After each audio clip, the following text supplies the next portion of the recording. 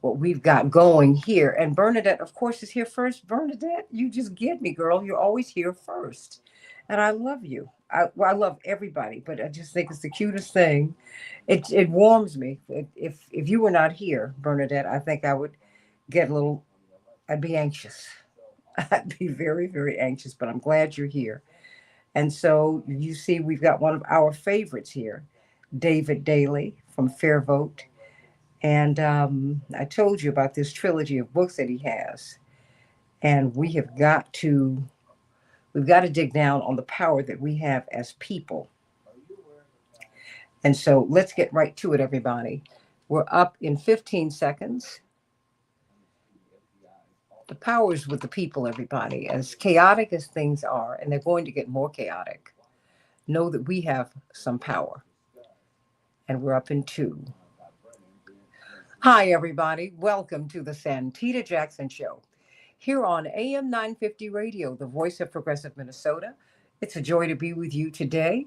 And we've got a lot to talk about. Many people are talking more and more about the raids in Chicago by ICE, the anticipated raids in Portland. And believe me, they're not going to stop at blue cities, if you will. You've got a lot of unrest in this country. And I think that we need to be very honest about that. You have so called red state persons who are very, very anxious about their health care. They're anxious about not being able to have a job that pays them a wage that allows them to breathe. They're anxious about their rent, about their mortgages. They're having to move into tiny homes. They're having to really scale back. The American dream is becoming the dream of a dream. You know, this wonderful poem, What Happens to a Dream Deferred? What happens to a dream denied? And when you've got that, particularly with people who never, ever, ever, ever thought it would happen to them, there's some things that can happen. And I think we need to be very, very honest about that. It is not the black and brown people uh, who are feared the most. It is the so called Trump base because they feel betrayed. And you can only be betrayed by a friend. You can only be betrayed by someone in whom you invested so much hope. So think about that. Think about that. I'm always pivoting at this moment to someone like this gentleman here who's part of the family here. Indeed, he's written this trilogy of books. My father would always giggle when we would bring him on because it's a New York Times bestseller. It's rat effed. It's a secret story. I mean, it's truly, it's a mystery, but takes you back to 2008 when Barack Obama won and the plan and the planners who decided, you know what, you can have the presidency, but we're going to take everything else. And that is what we have seen. We lost more than 1,000 seats during President Obama's presidency. How did that happen? Who took their eyes off the eight ball? And how can we get out of this hole? You know how I feel about bipartisan politics, everybody. I think that both parties should come together, but they're two wings of the same bird, and that it's going in the wrong direction all the time.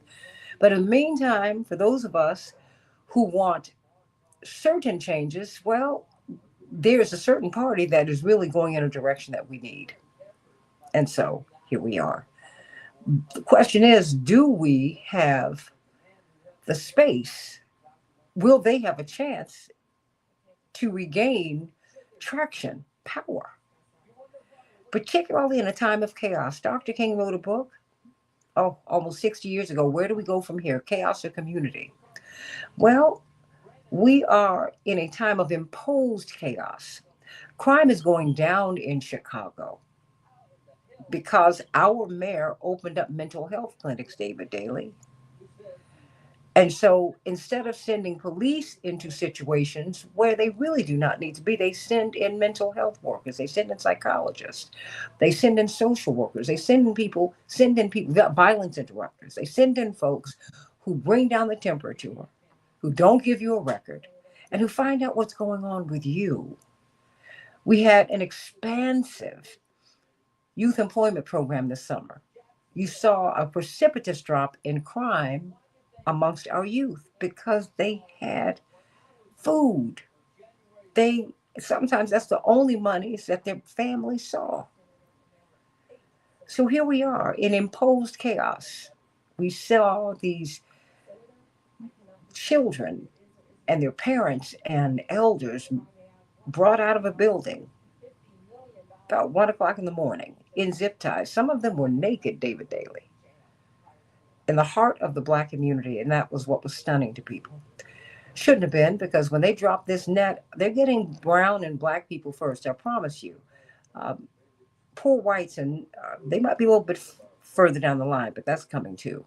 Trust me, to quell the unrest that is anticipated because people are restless and they are seeking relief. So let's talk about this. We are now really about a year away from the 2026 midterms. What's going to happen when you've got Democrats and Republicans who are fighting each other to be the most unpopular political groups in the country? You got more and more Americans who are declared independents. Well, what is the way out? The power is with you. Your vote is it. It really is it. But how do we marshal this power? You've got to get this trilogy of books, everybody. Rat effed, unrigged, and anti-democratic. I'm not going to give you a lot of words. I just want you to know rat effed. Yeah, you know what I mean by effed. Oh, yeah. Unrigged and anti-democratic. And it talks about a plan by the oligarchs to overtake our system. And David Daley, they have been methodical, they have been strategic, and they have done it. I think it's a mistake for us just to point to one person, because the presidency and the government does not work that way. We are prey to so many donors. I mean, that's what we're beginning to see. So I want you to meet me on Blue Sky, santitajackson.bsky.social. I'm on X at Santita J. Don't know what they're doing with my algorithm, but I'm going to keep it. I'm going to keep it up. And then Instagram, Santita Jackson IG, Santita Jackson and Friends on Facebook. Please, everybody, like and share that page. Become my friend there. And of course, show up here on the Santita Jackson Show YouTube channel. I need you to like and subscribe. And I need you, as you like and subscribe, I need you to share the show. Share the show. We get a lot of views over time, but our algorithm has been suppressed. So I need your help. Help us to help you. Indeed, Bernadette says this: David Daly, I am reading your book, Rat F. Oh, I had no idea how much people try to control the vote. We can start there. I mean, and you can help us to understand what it is that we're looking at, and really, David, how much power we have. Because as Bernadette is saying, I did not know that so many people were working to keep us from voting. yeah, it's true. It's why the vote is so powerful, right? It's why so many Mm. people work so hard to make it harder to use that power, to put little barriers in your way. And sometimes those barriers are invisible. Sometimes those barriers are district lines. And that's really what Radeft is about. It's a book about redistricting and gerrymandering, the power of how we draw state legislative districts and congressional districts, of who draws those districts, of who is drawn into which districts, and why. And when you have the power to draw those lines, you have the power to pick winners and losers. And that really was the big understanding that Republicans had after the Obama election in 2008. They recognized that, as historic as that election was, the really consequential election would come 2 years later, because 2010 was a midterm election in which the party that's out usually does better. But it was also a census year. And what happens after the census is redistricting. We redraw every state legislative and congressional district in the country to account for population change. And what Republicans thought was, hey, well, here's a way back to power. If we can win key state legislative races, take control of these chambers in swing states, Pennsylvania, Indiana, Ohio, Michigan, Wisconsin, North Carolina, Alabama still had Democratic legislative chambers back in 2008. It was about 107 seats in 16 states that were crucial to this. Republicans swept them all, and they had the power to redraw all these districts the following year. And so 2012 comes around, right? And that's the first election on these new maps. And Obama wins again, and Democrats add to their majority in the U.S. Senate. But they don't take back the House, and they don't win all of these state legislative districts around the country. And a couple of days after the election, Barack Obama and Eric Holder get together, and they're looking at the numbers, and they say, wait a second, what happened here? We don't understand this. We won 1.4 million more votes for the U.S. House, but Republicans have 33 seat edge. How did that happen? They had missed redistricting. The Democrats just hadn't thought about it in this way, that Republicans had strategized and made a plan. And it was a very effective one. And in many ways, we're still living in the country that that strategy produced. Once you gerrymander yourselves into power and redraw the districts with today's technology and voter data to, it's pretty easy to stay there. Well, and just to speed through, because I want to get to anti-democratic. Yeah. Because now we're in unrigged. You talked about, really in response to that, be a movement on the part of Americans to take back the democracy.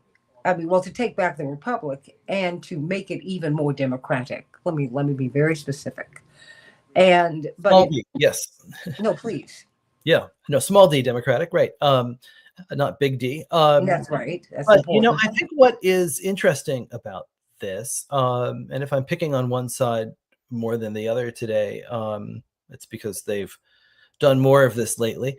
But of course, there are no angels anywhere. But it is to say that whenever voters have found a way to push back, Republicans, usually in this case, have found a way to put up new barriers. And so I think that's what I would emphasize, is that this is a permanent game of push and pull. There are no permanent victories. We can never stop thinking about voting and power. There's never an end game. The story out of Utah right now, I think, is a fascinating one. In 2018, voters in Utah, right, a bright red state, voted for redistricting reform. They did not like that gerrymandering. Voters in blue states don't like it. Voters in purple states don't like it. Voters in red states don't like it. Lawmakers there who wanted the power to draw those lines, they simply ignored the results of a statewide initiative. And they passed a law to overturn it. And then they drew a map that locked themselves in power. Voters went to court in Utah, and the state Supreme Court in Utah said, yeah, that's unconstitutional. What you did is not okay. You can't do that. You need to enact a new map. And just this week, Utah came back with a new map that is essentially the same old map. And they passed a new law that said the court can only use certain kinds of information when evaluating its map. It can't use a full set of information. It can only use the data, essentially, that those who drew the map will allow them to have. And this is outrageous. This is, deeply anti-small d democratic. This is the people's representatives trying to lock themselves in power over the people. And it's happening right here, right now in the United States of America, in states where we would never imagine that this is going on. Well, help me to understand then just where we are now, because we've had a slow march, a deliberate march toward the gutting of the Voting Rights Act. You keep it in place, right? And I think that's very important now, given what happened in Texas, but now what's happening all over the country. I mean, at this time of unrest, when more and more Americans want to be heard, I would say on the right and the left, because I bring that up as we look at, for example, Gaza. You've seen a generational shift on Gaza. People on the so-called right and on the so-called left agree on that, on how we need to handle that. Might have different reasoning, but some of it's not.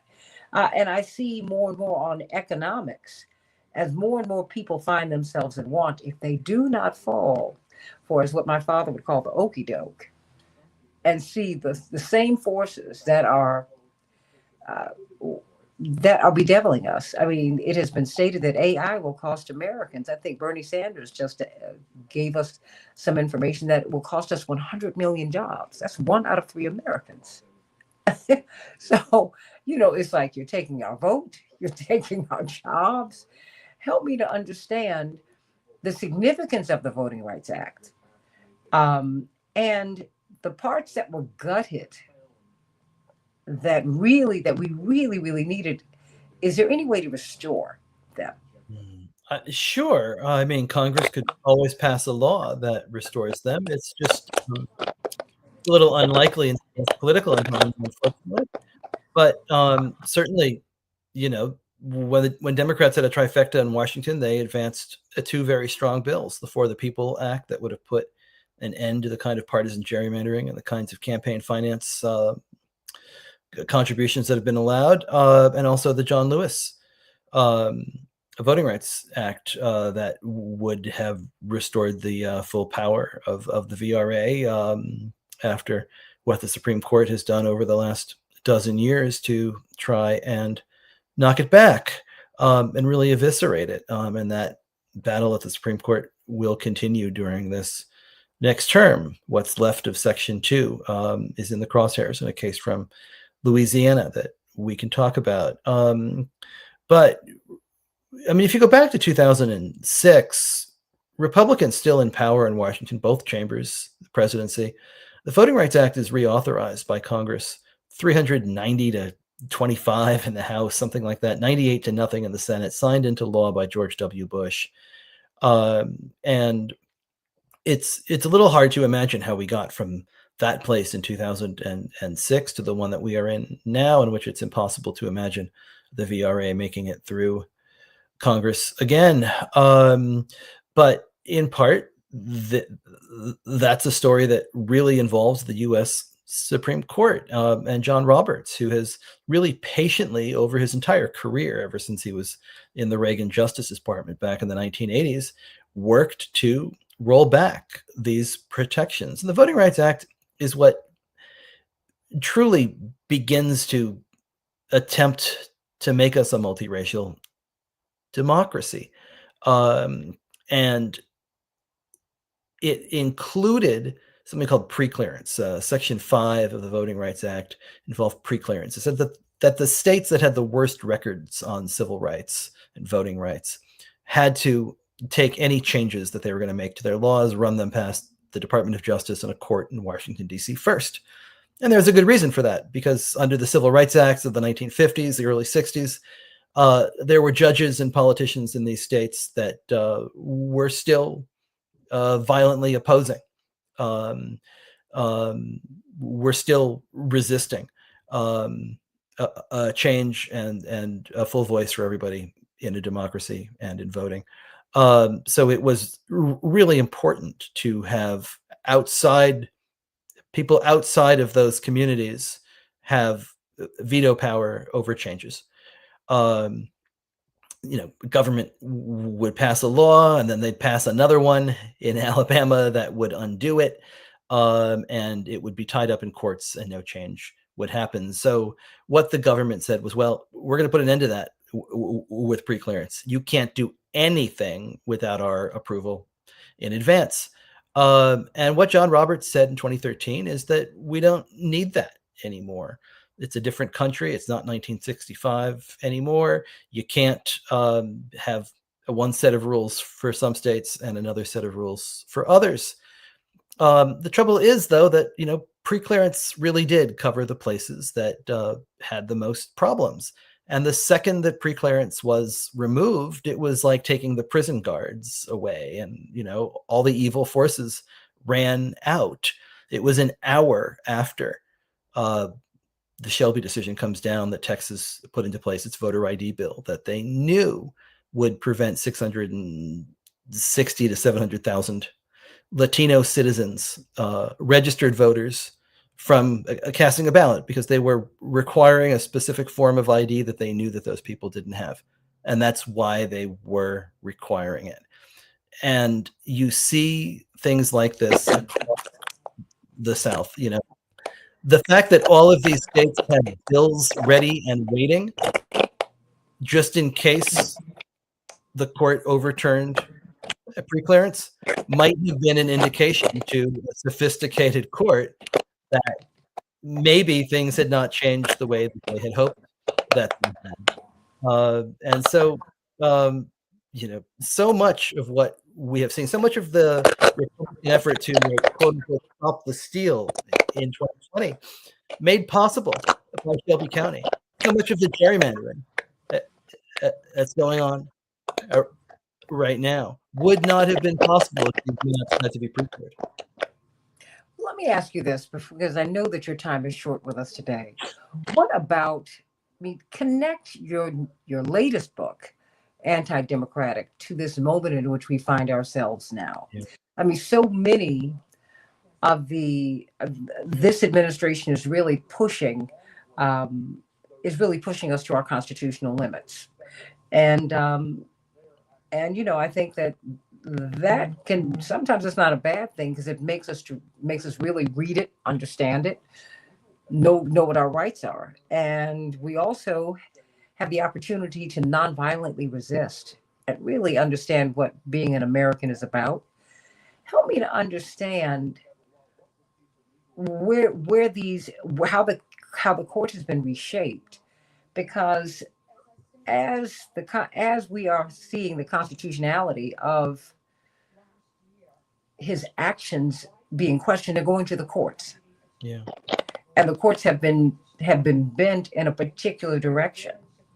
They were ready for this, right? They had the courts prepped and ready for a presidency that would enact precisely these kinds of policies. It's been 20 years since John Roberts came into office, and Roberts is a crucial piece of what has been an effort by the conservative legal movement, the Republican Party, to dominate the federal courts, and also now state Supreme Courts, where they've invested hundreds of millions of dollars trying to control those bodies as well. And it's really easy.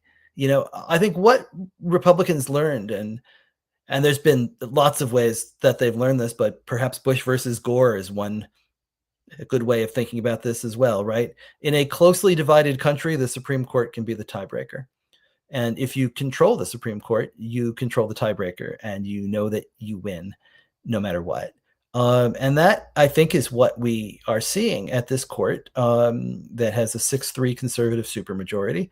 5 of those 6 conservative justices appointed by presidents that lost the popular vote. And they've been selected very carefully, right? Because for a long time, Republicans appointed people to the U.S. Supreme Court who they could not count on. Gerald Ford appointed John Paul Stevens, right? Anthony Kennedy was a Ronald Reagan appointee. George H.W. Bush put on David Souter. And there was a rallying cry after that. No more suitors. Republicans were going to know full well who they were putting on this court, where they came from, and what their ideological views were. And they very effectively took these seats on the court when Democrats had a chance to fill one in 2016, right? When Scalia dies that February, Obama appoints Merrick Garland. Republicans blockade it. We've never seen anything really quite like that. The importance of these 9 seats, right? So we have these 9 seats, and they effectively are an unelected supermajority. And if you can control that body, there's very little you cannot do, which we are seeing right now, as this court, really with no actual written opinions in many ways, right? When these cases hit the emergency docket, um, we don't we get a decision, but no actual, you know, a rationale. Um, what we see on the unitary executive theory, right? Giving the president all of this extra power that they have used in order to award themselves powers and abilities to enact policies that huge numbers of Americans disagree with. And when you can do that outside of the political process, I mean, let me close just by saying this. You know, I open Anti-Democratic with two quotes. One of them is from Abraham Lincoln in his first inaugural, March of 1861. The candid citizen must confess that if the policy of the government upon the vital questions affecting the whole people is to be irrevocably fixed by the decisions of the Supreme Court, the people will have ceased to be their own rulers. And then the other quote comes from John Roberts in 2009. He says, the most important thing for the public to understand is that we're not a political branch of government. They do not elect us. If they do not like what we are doing, it's more or less just too bad. And I would suggest that in a representative democracy, the idea that this is more or less just too bad ought to be wildly unacceptable and grounds for the kind of real reform of the U.S. Supreme Court that is so desperately and dramatically needed. David Daly, what do you want us to know before you go? Because I'm watching as we speak, and by the time this program airs, we will have seen Attorney General Pam Bondi testify before the U.S. Senate, the Judiciary Committee. And it feels like we are. I think that Americans do have the power to nonviolently resist. That nonviolent resistance moved us into a progressive era. It completely changed America. And with that nonviolent resistance, we got a Voting Rights Act. I mean, it's hard to believe, everybody, but I remember as a little girl, um, my aunt, who was a public school teacher, had a very stable job, and she was, she was doing well. She could not get a house without having a man be her guarantor, sign for it. I mean, these are the things that that this nonviolent resistance helped to change. What do you see? Because we now are watching um, the president threatening to use the Insurrection Act. He's going against posse comitatus, which, of course, after the Civil War, it was decided that we would never deploy our troops, Right. Americans. I mean, now incredibly dangerous times, incredibly dangerous times, and we're heading towards a 2026 midterm that I think will be incredibly dangerous. The idea that we could have troops in the streets of American cities during an election, what you're seeing in Chicago right now with ICE enforcement, masked enforcement, grabbing people in the middle of the night out of apartment buildings. The idea that you could end mail-in voting by executive order in some of these states and then require people to stand in long lines and walk past federal troops and ICE agents to cast a vote is the kind of intimidation that I think we never imagined. And it would do us well to imagine it, because the unimaginable has happened very quickly, and the pace of the unimaginable is only getting faster. So I would suggest that we take all of this very seriously. Sometimes when people tell you who they are, we need to believe them. David Daly, I thank you for that. And we're going to be continuing this discussion because we really need to. You need to get your ID, everybody, because you need to walk around with it in America. Everybody needs a passbook. Wow. But we need to vote. And so when you come back, I want us to talk about how we can do that in a heavily gerrymandered time. And I have to be honest with you, I don't like gerrymandering. I don't care who does Oh, it, exactly. but here we are. So everybody, I want to hear what your thoughts are. I got Pearl joined us. I'm going to start bringing more and more of you in. And so I want you all to send us some direct messages and tell us what it is. Tell us what it is that you want to talk about. And we're going to send some links so we can bring you on to talk on the show. Chaparral Wells, what's on your mind today? I mean, as we are looking at really the amping up of um, of the militarization of Chicago, uh, the National Guard are here, but now we're seeing the Chicago police resist ICE. Whew. So that's a lot. Um, we are seeing, we're finding out a lot of things about, I can't confirm it, so I really can't report on it, but I have been hearing about the financial interest in the building that was raided just last week, a week ago today. And just to be sure, just to be clear, as I shared with you yesterday, this neighborhood was restricted until about 60 years ago. Black people could not get in. The North Shore of Chicago is where white Anglo-Saxon Protestants lived, so they excluded Jewish people. So the South Shore is where Jewish people moved. Same kind of housing, mansions, apartment buildings that overlook the lake, 2 9-hole golf courses, a country club, all of that. But it was restricted because Black people could not buy homes here at that time either until the mid to late 60s. And then Black people started moving into South Shore, which became a solidly middle class, upper middle class, and wealthy neighborhood. So there's that. It's part of the University of Chicago community. And the University of Chicago community is a stable community. And so to see this raid has been unsettling to say the least.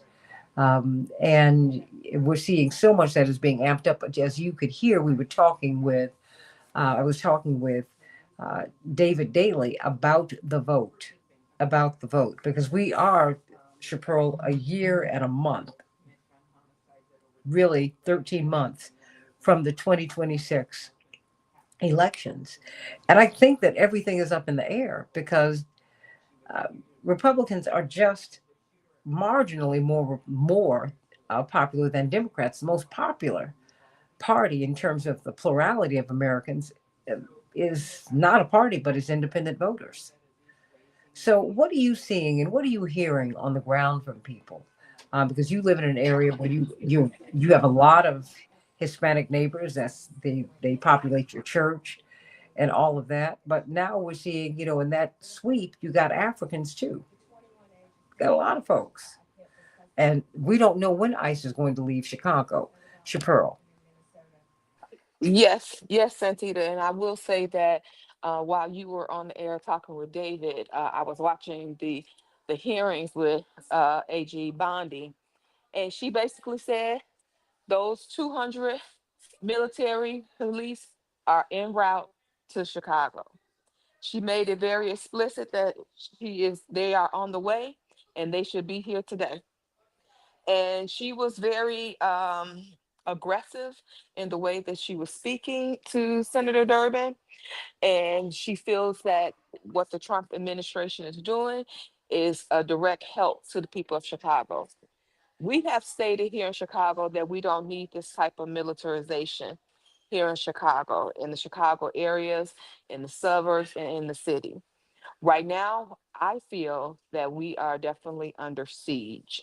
What I witnessed on Sunday was armed militia roaming down my neighborhood and my blocks and my streets, putting fear in the migrants that live in our area. And it feels like we have no recourse to stop this totalitarian government from pursuing people.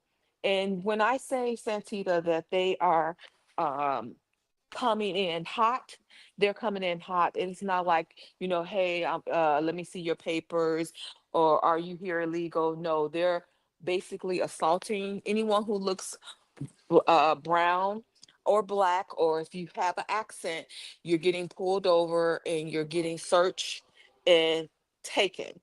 When we saw what happened in South Shore, and more information is coming out daily about the South Shore raid, they were just basically going into that building and kicking down every door. They knew that this was a place where some of the migrants had been placed. And the thing is that it caught up a lot of Black people as well, a lot of children in handcuffs and zip ties. And people feel because they have been released that it's okay, they only got the migrants and that's fine. But the long lasting trauma of having guns in your face, woken up out of your sleep, will last with these children for their lifetime. You can't get over the traumatization that is occurring in our neighborhoods. And what we're seeing in the Berwyn and Cicero area is that there is a large amount of fear among the residents. As I was stating the other day, is that the parents usually would walk their children to school. What we're seeing is that there's a big dip in the amount of children who are attending school because their parents are afraid to go outside. What we're doing in our community is we're helping the parents, like we're going grocery shopping for them, going on, maybe they need some toiletries or whatever they need. We try to limit their ability to be exposed to these ice rays. And so what we're trying to do as a collective is to be there, to be that support system. We have the Burren and Cicero Rapid Response Team, and they're actually going out daily to report ice sightings and to let the area know where these sightings are so people could be aware. So we're just trying to set the stage so that way people will be able to protect themselves from being captured. And when we see in our neighborhoods how someone got shot the other day, and new evidence is coming out in regards to that case in Brighton Park. We're seeing that the ICE police actually cornered her, as opposed to the original narrative that ICE was assaulted and they were blocking ICE. ICE actually blocked her, shot her 5 times, and thank God she is alive. And we're seeing that the body cam of the ICE officer was on, and that video shows that he was the aggressor, calling her the B word. And it was just very, very violent. And that's how they're treating uh, the residents in Chicagoland and in the western suburbs. That's what we're seeing. One of the things that I think we've got to look at is that we are having our rights trampled upon. That having been said, you got to get registered to vote. You need to have your ID. You've got to have your ID, and you sadly have to have it on you at all times. And we're seeing, Chaparral, from this raid that you're not even secure in your own home, because Americans have been swept up in these raids. They're just grabbing people. And you, Solomon, you make the point that ICE has to make sure those children are not being trafficked. That's why they gather them the way that they do.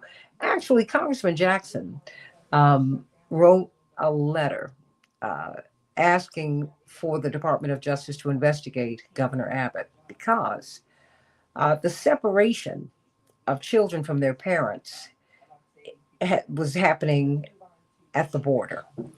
And now it is policy from this administration to separate these children from their parents. That's a very, very dangerous thing because we're beginning to see, um, with eyes wide open, that the trafficking of children is a very, very real thing. It's widespread. And a lot of people do it. A lot of people who are well respected do it, or certainly they look the other way. So I don't think that taking children away from adults with whom they're familiar, who they claim as their parents, that's not how you prevent sex trafficking.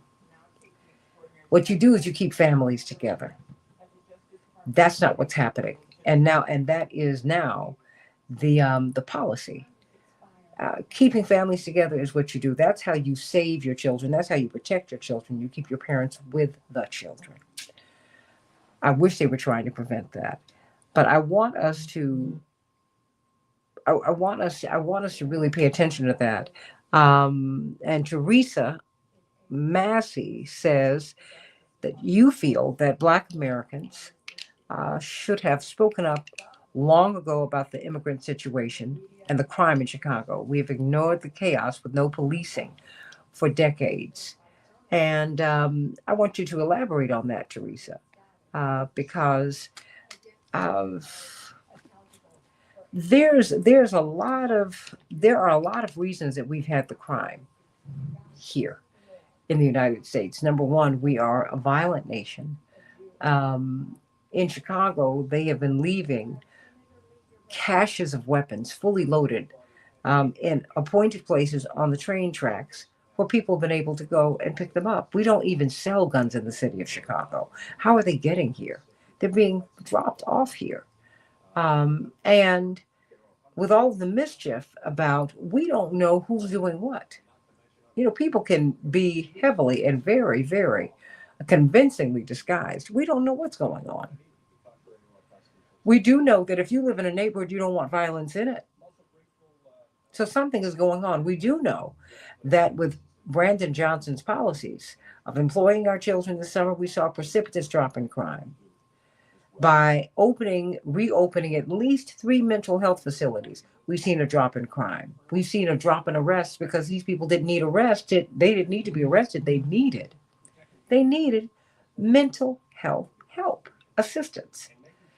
So I think we've got to be really, really careful. You say you agree, Solomon, Teresa. A lot of Chicago's politicians and law enforcement are gang connected, and a lot are not. You need to offer up proof when you say that. Offer up proof when you say that.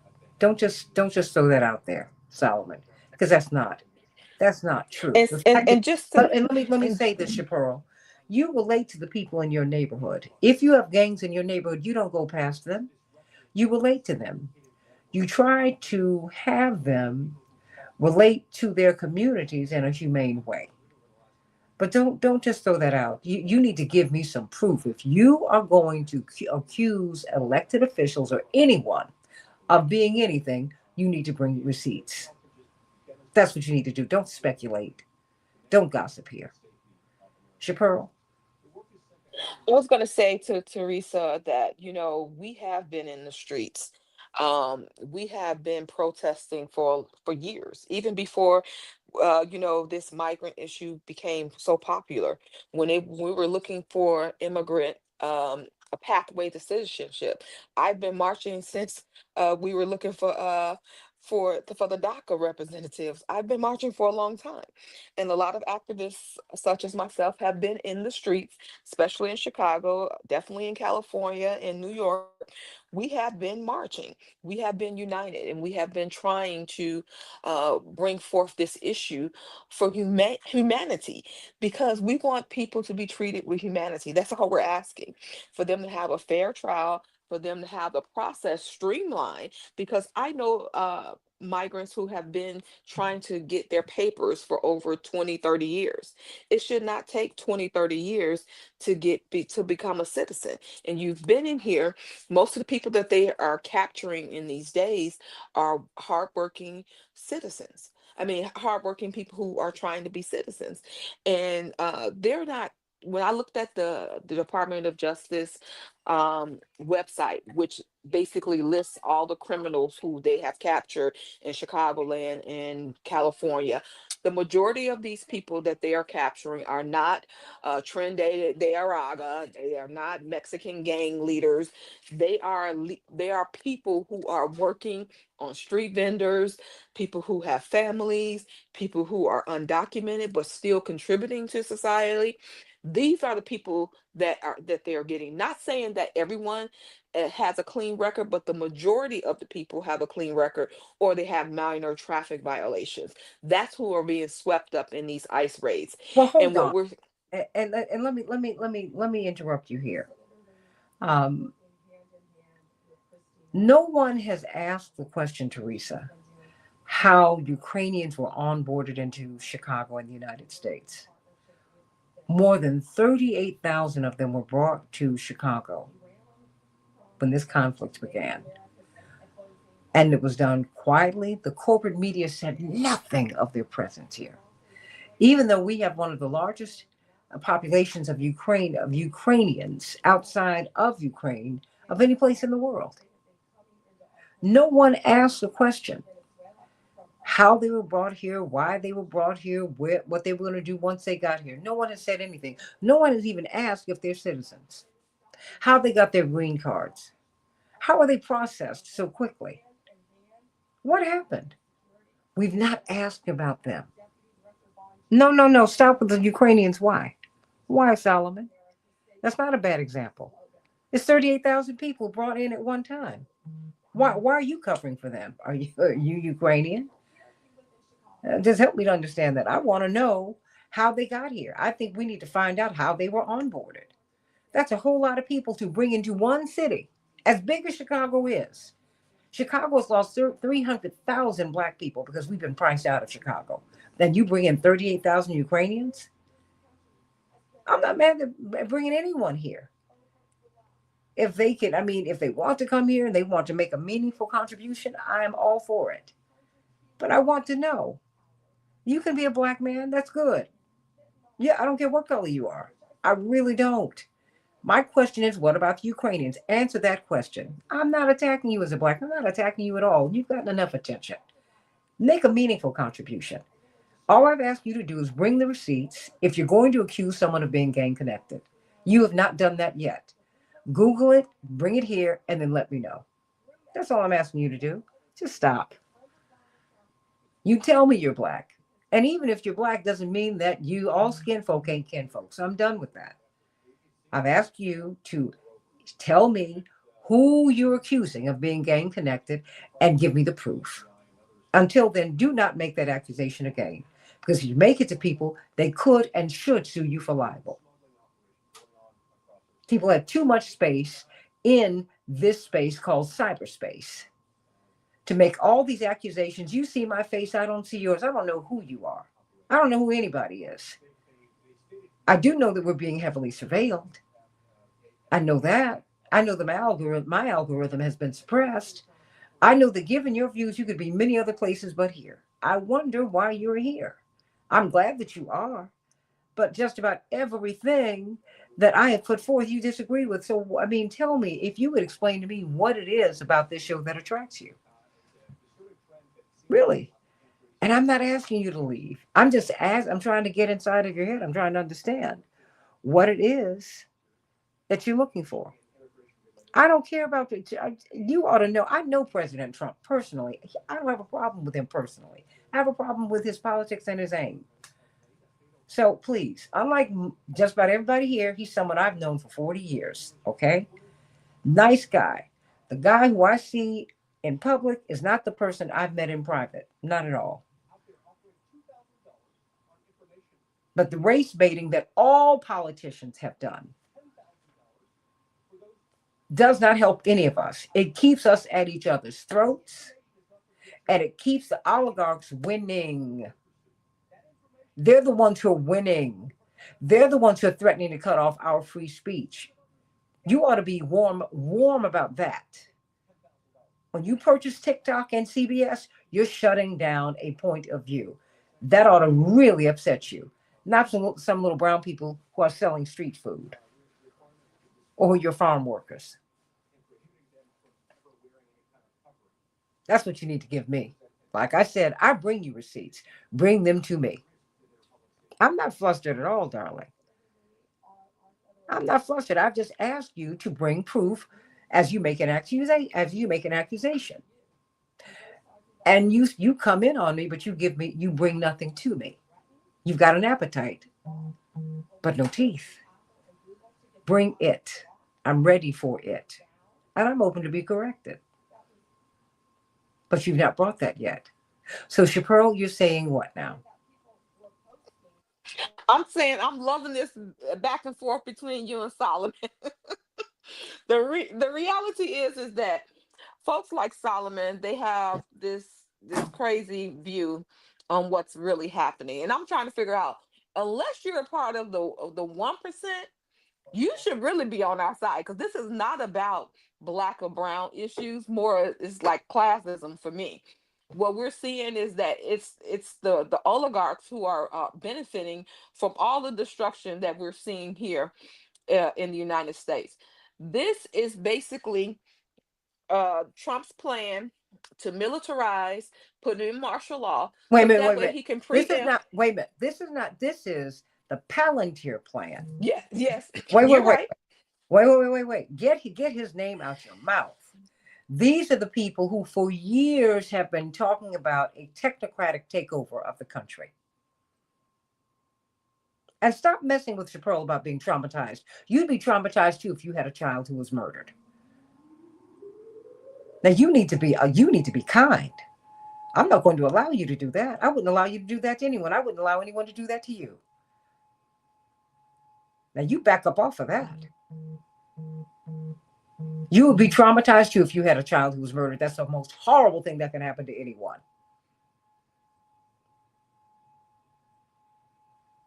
Now you behave in a humane way if you're going to be on this chat line. Otherwise, I invite your leave. If you disagree with her in terms of her policies, if she disagrees with you, I ask all of you to be humane and to be respectful. But you don't attack her on that. I hate that you're leaving, but if you're going to behave this way, you can't be here. That's not going to work. That's not going to work. And before you go, know that this is the forum for receipts. It is. I bring them to you every day. I bring you research. I get 4 hours of sleep a night reading, trying to vet information so that you can have it. Have the right information. That's what I do. I've asked you and anyone who levels an accusation, bring the proof.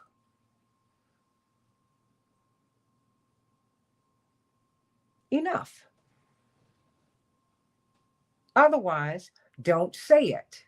Don't lie. Don't bear false witness. That is a sin. Chaparral, we have a few minutes left here. You can unmute yourself.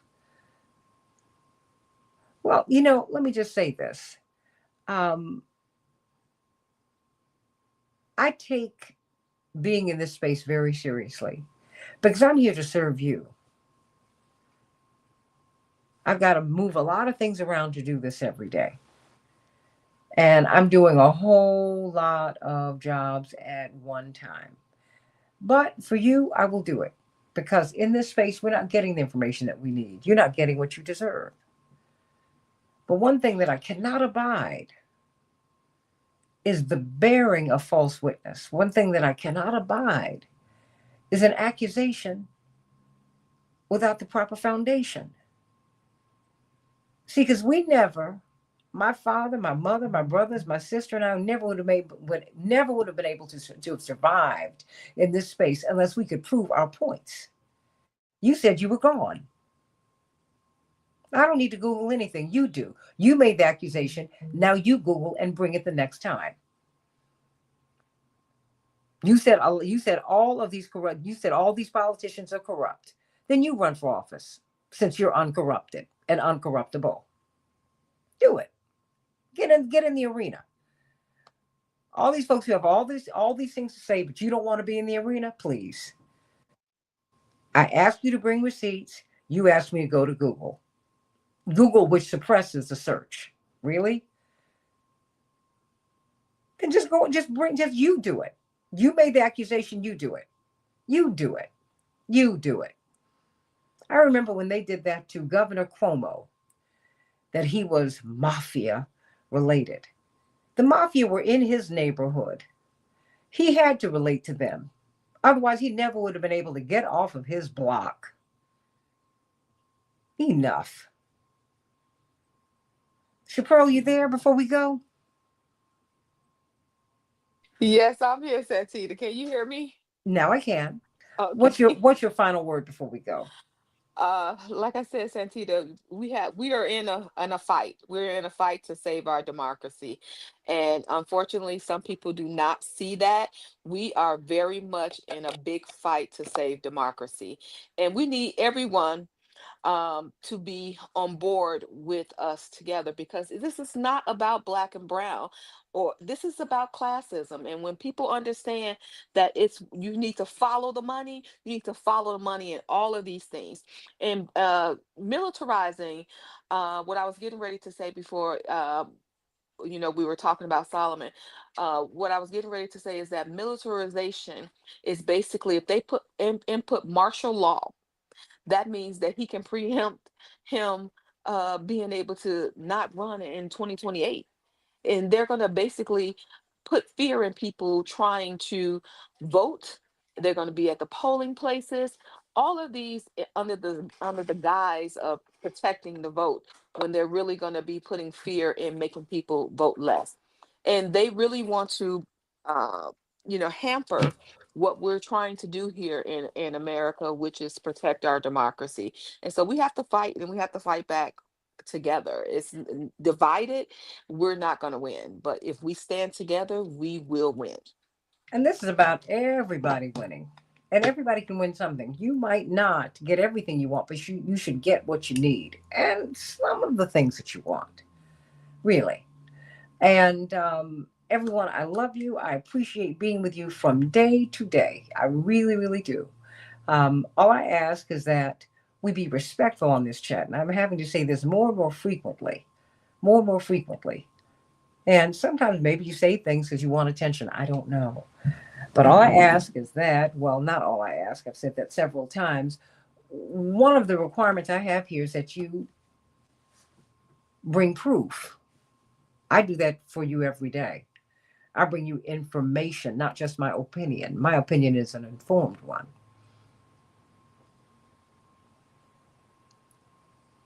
A lot of people in this space have nothing to lose. I have everything to lose.